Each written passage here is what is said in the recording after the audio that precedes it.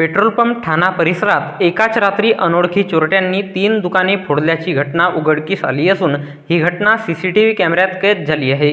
भंडारा तालुक्यातील police station Jawahar Nagar हद्दीतील petrol pump ठाणा परिसरात अनोळखी चोरट्यांनी एकाच रात्री 3 दुकानांचे शटर तोडून चोरी केल्याची घटना उघडकीस आली आहे। ही घटना एका दुकानातील सीसीटीव्ही कॅमेऱ्यात कैद झाली आहे।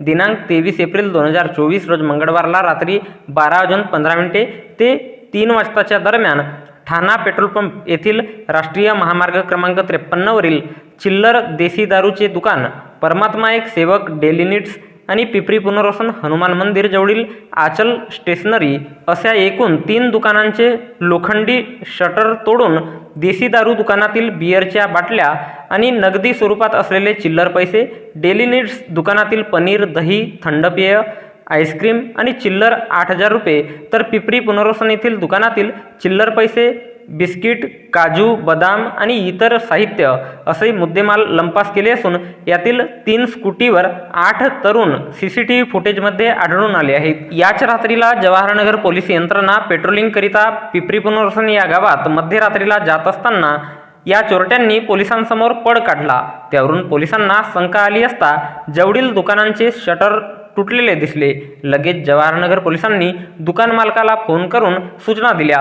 पोलीस चोरट्यांचा पाठलाग करण्यासाठी गेले असता दुकान मालक आणि त्यांचे साथीदार हे पोलीस ठाणे जवाहरनगर येथे झालेल्या घटनेची तक्रार देण्याकरिता जवाहरनगरच्या दिशेने जात असताना राष्ट्रीय महामार्गावर एका स्कूटीवर 3 तरुण भरधाव वेगाने काही साहित्य घेऊन नागपूरच्या दिशेने पडताना दुकान मालक आणि त्यांच्या साथीदारांना दिसले।